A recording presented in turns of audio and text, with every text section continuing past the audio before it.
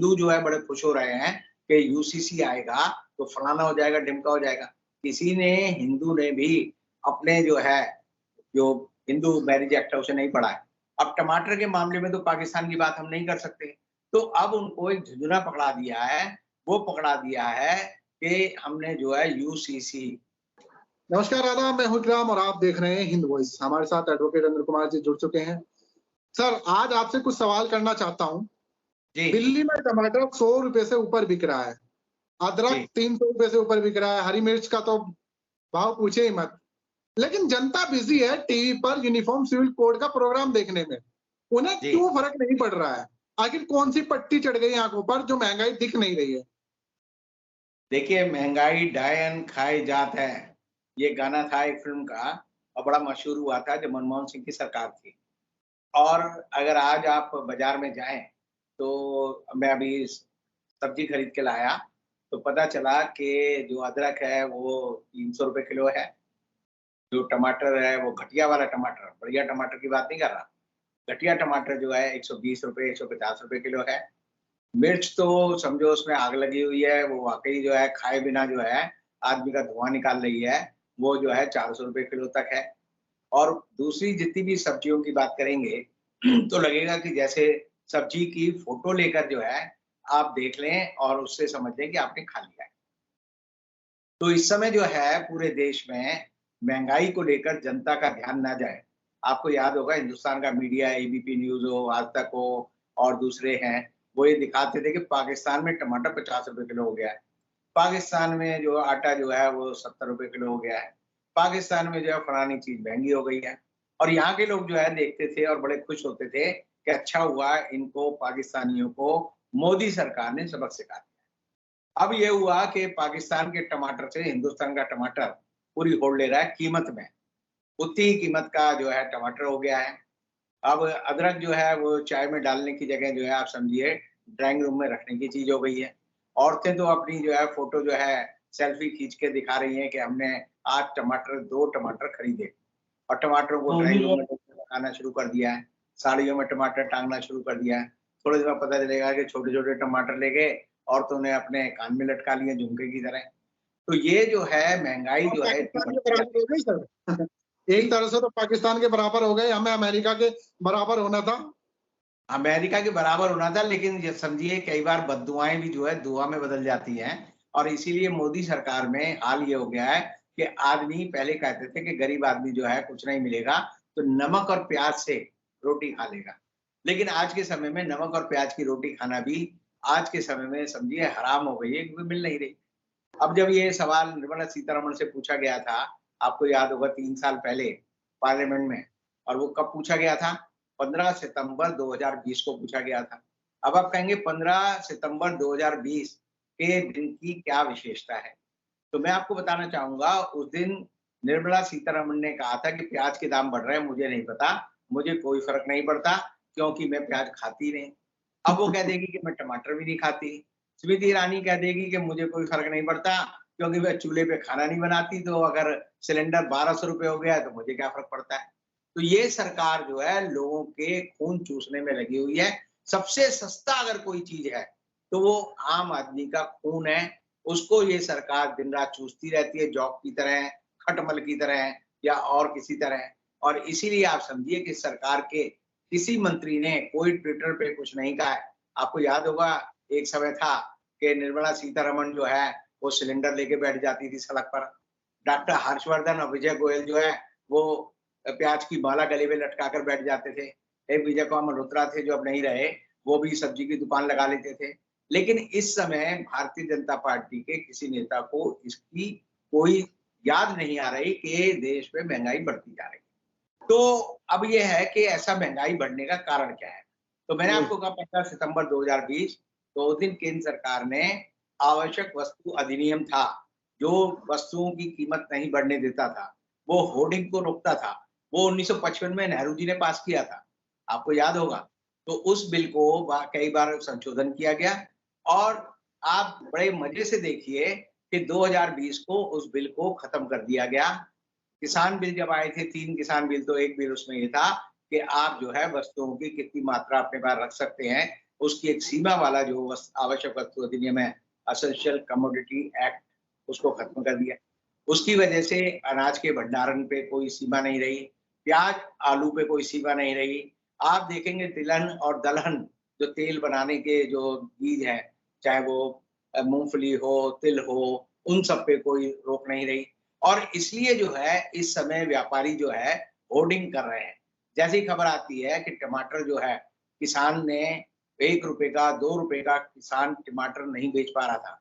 हिमाचल के किसान ने और दूसरी जगहों के किसान ने अपना टमाटर जो है सड़कों पर फेंक दिया था, क्योंकि उसकी ट्रांसपोर्टेशन ज़्यादा थी। अदरक लोगों ने सड़क पे फेंक दिया था, नींबू फेंक दिया था, क्योंकि उसको पैसे नहीं मिल रहे थे।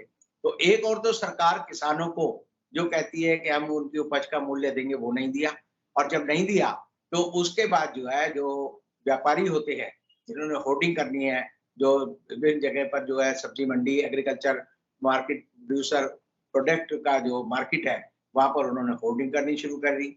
और आज लोगों की थाली में आपको टमाटर, मिर्च, नींबू, अदरक ये नज़र नहीं आएँगे, और जब नज़र नहीं आएँगे तो समझिए देश के आम आदमी की हालत क्या है। और उससे लोगों का ध्यान दिखाने के लिए सरकार क्या करती थी, पहले कहती थी पाकिस्तान में ये हो रहा है, पाकिस्तान में वो हो रहा है। अब टमाटर के मामले में तो पाकिस्तान की बात हम नहीं कर सकते।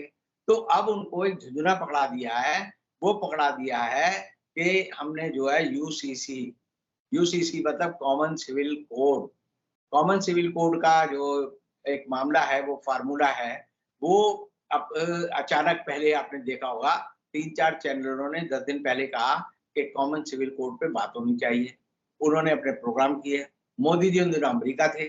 तो कॉमन सिविल कोड की बात करना अचानक से ये इस बात का संकेत था कि मैंने पहले भी कई बार कहा है कि मोदी मीडिया जो है, वो सुबह 11 बजे मीटिंग करता है और 11 बजे मीटिंग करके तय करता है कि आज का एजेंडा क्या है।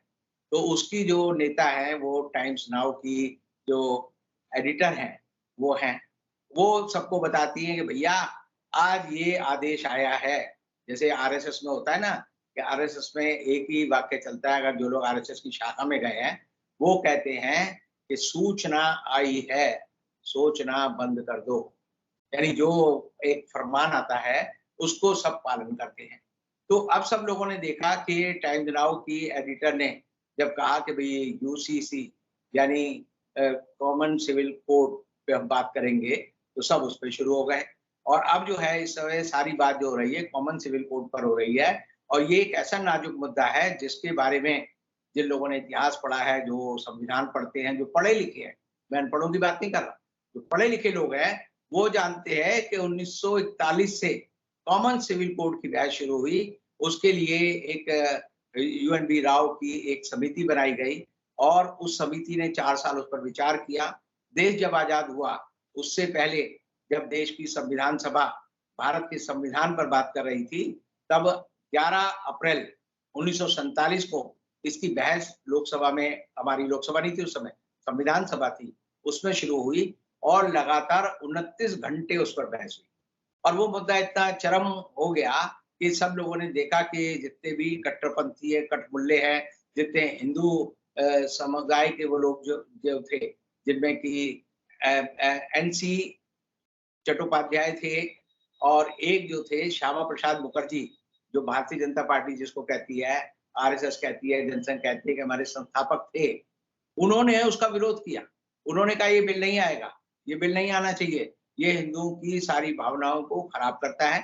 और एक करपात्री महाराज जी थे, उन्होंने तो उसको लेकर जो है इतना आंदोलन छेड़ा कि उन्होंने एक राम राज्य परिषद ही बना ली और ये कहा कि मैं जो है कॉमन सिविल कोड को पास नहीं होने दूंगा। तो नेहरू जी ने 1 साल बाद जो है ये तय किया कि इसको 1 साल के लिए स्थगित कर दिया जाए और उसके बाद 51 में जब इस बिल पे दोबारा चर्चा हुई, तो बाबा साहब भीमराव अम्बेडकर ने इसको एक इश्यू बनाया। उन्होंने कहा इससे जात प्रथा खत्म होगी हिंदुओं में, इससे जो है महिलाओं का अपमान जो होता है, महिलाओं के साथ जो दोहरा बर्ताव होता है, वो खत्म होगा, महिलाओं को संपत्ति का अधिकार मिलेगा, महिलाएँ जो विधवा हो जाती हैं, उनको संपत्ति मिलेगी, उन्हें समाज में सम्मान मिलेगा और दूसरे विवाह की इजाज़त मिलेगी। तो उसका इतना विरोध हुआ कि बाबा साहब भीमराव अम्बेडकर को अपना पद त्यागना पड़ा और जब पद त्यागना पड़ा तो उसके बाद जो है पंडित जवाहरलाल नेहरू ने कहा कि ये संविधान सभा जो है ये देश की संसद तो बन गई है, लेकिन इसके जो सदस्य हैं वो चुने हुए नहीं है। तो 1951 में पंडित नेहरू ने कहा कि जब नई पहली लोकसभा चुनकर आएगी तो चुने हुए जो सांसद हैं उनको ये अधिकार होगा कि वो इस पर विचार करें। और तब हमने देखा कि 1954 में पहली बार जो है एक स्पेशल मैरिज एक्ट पास हुआ, जिसे हम कोर्ट मैरिज एक्ट भी कहते हैं, जिसके तहत दो युवा, जिसमें कि लड़की की उम्र जो है 18 साल और लड़के की उम्र 21 साल हो, वो अदालत में जाकर जो है सब रजिस्ट्रार के ऑफिस के बाहर अपनी शादी कर सकते हैं। और उस शादी में ये प्रावधान भी किया गया कि उस शादी में अगर वो शादी नहीं चल पाती तो उसको तोड़ने के लिए, डिवोर्स के लिए उसमें व्यवस्था की गई और उसमें एक कानून बना।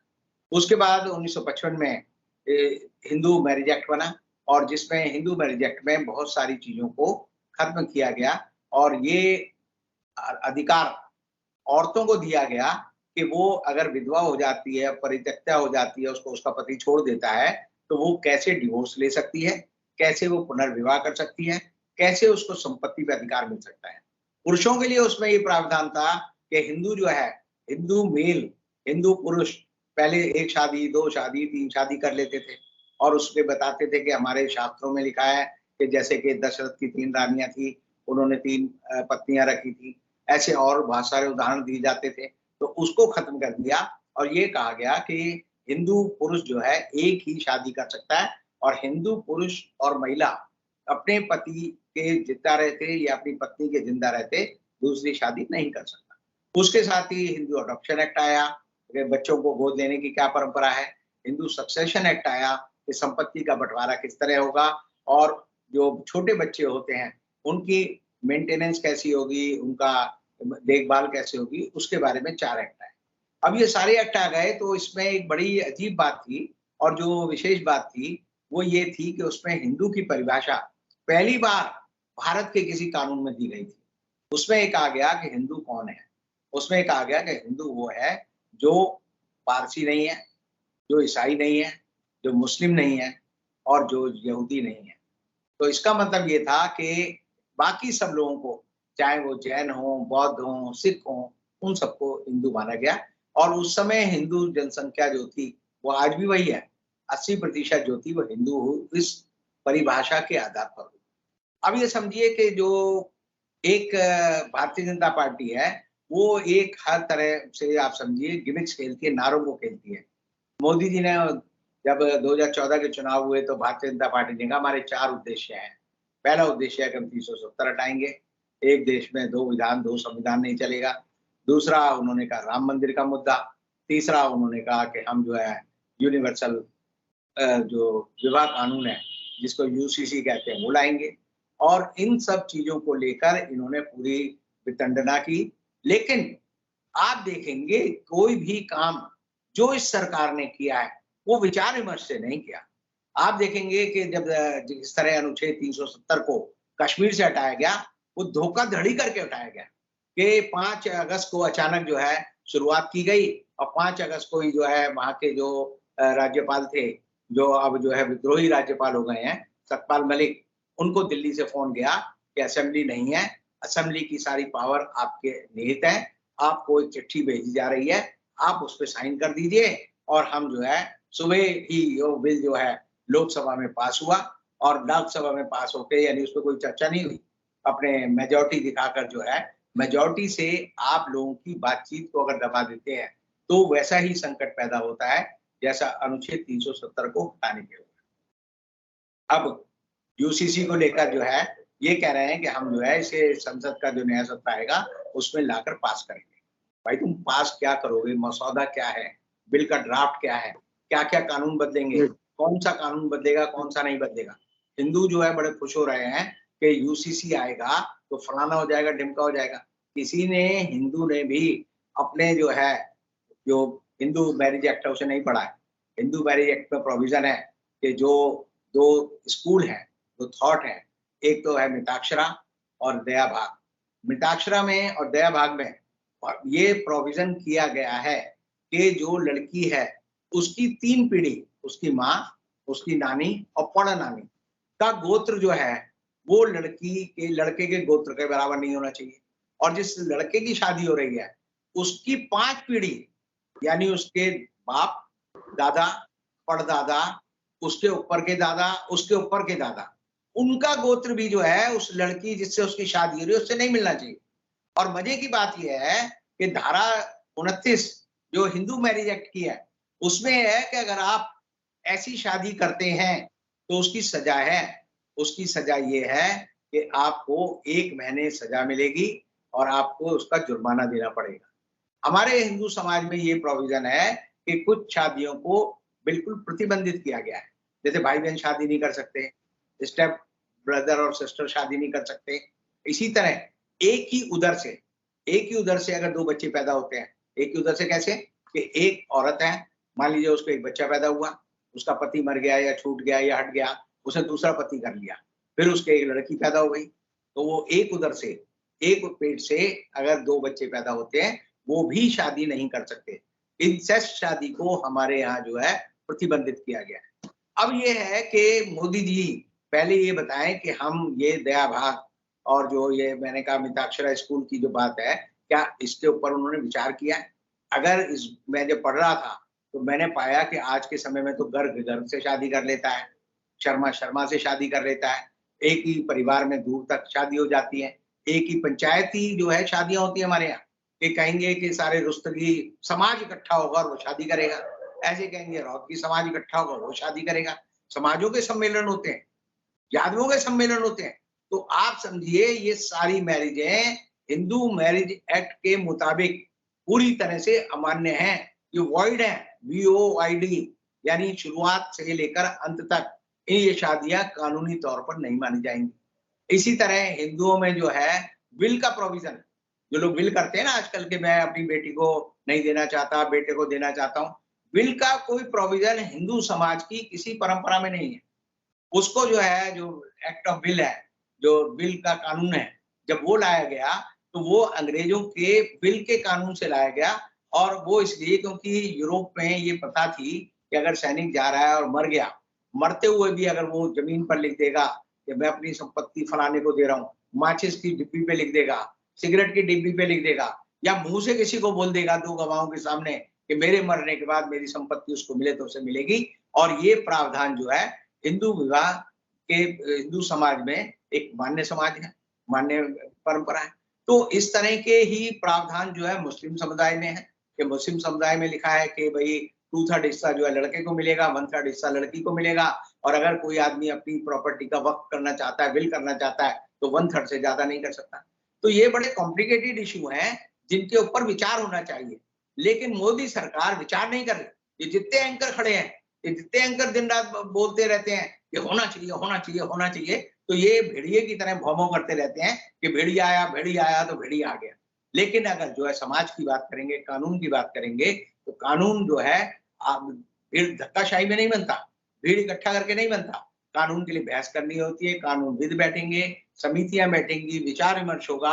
लेकिन मोदी सरकार को लगता है, क्योंकि इस समय मोदी सरकार बदहवास है, उनको लगता है कि सत्ता हमारे हाथ से जा रही है, इसलिए मोदी जी ईडी का इस्तेमाल कर रहे हैं। इसलिए वो देखते हैं कि इतने जो है चरित्रहीन अनैतिक लोग इस समय मोदी जी के साथ हैं कि शरद पवार कहते हैं कि मैं जो हूँ अपने भतीजे के साथ नहीं हूँ। उनके भतीजे ने मुझे धोखा दिया। और उसका भतीजा क्या कर रहा है, उसने शरद पवार की फोटो ही अपने उसमें लगा ली ऑफिस में, जो उन्होंने बलाड एस्टेट जो जगह है मुंबई में, वहां पर जो ऑफिस खोला है उसमें शरद पवार की फोटो लगा रखी है। उनके साथ जो प्रफुल्ल पटेल है वो कहता है जी ये मेरे गुरु हैं, ये मैं इनकी बात मानता हूँ, इनका आदर करता हूँ। धोखा देते हैं। यानी जो आदमी किसी की पीठ में छुरा भोंक रहा हो और वो कहे नहीं नहीं ये मेरे आदरणीय है, तो ये समझिए कि ये सारे लोग जो है अनैतिक लोग हैं। और इसीलिए जो महंगाई है, बेरोजगारी है, इससे विचार करने की जगह ये जो है एक भीड़ की राजनीति करते हैं। जिस तरह बाबरी मस्जिद के समय इन्होंने भीड़ इकट्ठा करके बाबरी मस्जिद को गिरा दिया और ये बोलते रहे कि एक धक्का और दो, एक धक्का और दो। तो उसी तरह समझते हैं कि कानून बनाना भी धक्केशाही में हो जाएगा, लेकिन धक्के से कानून नहीं बनता। कानून को आपको बड़ी शांति से विचार विमर्श करके प्रबुद्ध और विद्वान लोगों द्वारा बनाया जाना चाहिए। लेकिन मजे की बात यह है कि 20 तारीख को संसद का सत्र बुलाया गया है। आज 4 तारीख हो गई है, 5 तारीख हो गई है। 15 दिन में इनके पास कोई मसौदा नहीं है, कोई विचार नहीं है। सिर्फ ये जो है एक तरह से अंधे नगरी चौपट राजा की तरह सरकार चला रहे हैं, जिसमें टके से भाजी टके से खाजा वाली बात चल रही है। लेकिन आज जनता जो है महंगाई से त्रस्त है, लेकिन महंगाई की भी ये बात नहीं कर पा रहे, भ्रष्टाचार की भी बात अब इसलिए नहीं कर सकते क्योंकि सारे भ्रष्ट लोग जो है भारतीय जनता पार्टी के साथ इकट्ठे हो गए। तो ऐसी हालत में ये जो टीवी चैनलों पे जो बहस हो रही है कि कॉमन सिविल कोड लाएंगे, ये एक फर्जी और बेवकूफी की बहस है। ये ऐसी बहस है जो एक तरह से समझिए कि वो एक कहावत हम कहते हैं कि कहीं की ईंट कहीं का रोड़ा, भानुमती ने कुनबा जोड़ा। उसी तरह का कोई कानून बनाएंगे जिसका न सर होगा, न पैर होगा, न पूंछ होगी, न हाथ होगा। बस वो कानून ये पास कर जरूर कर सकते हैं, लेकिन वो कानून कितनी प्रॉब्लम इकट्ठी करेगा ये आने वाला समय बताएगा। बहुत बहुत शुक्रिया। और मुझे लगता है कि जितना आज डीपली सर ने एक्सप्लेन किया, समझाया है, एनालाइज किया इस कानून के बारे में, आपको शायद ही कहीं और ये जानकारी मिले। तो मेरी आपसे रिक्वेस्ट है, इस वीडियो को डाउनलोड करके शेयर का बटन दबा के हर किसी के फोन में, हिंदू हो, मुसलमान हो, सिख हो, ईसाई हो, ये सारी जानकारी, कानूनी जानकारी सब तक पहुंचा दे। आपकी मेहरबानी होगी और आप हिंदुओं लगातार देखते रहें तो इस तरह की इन्फॉर्मेशन आपको लगातार मिलती रहेगी रविंद्र सर के द्वारा। फिर किसी और मुद्दे के साथ इनके साथ जुड़ेंगे, तब तक के लिए दीजिए इजाजत।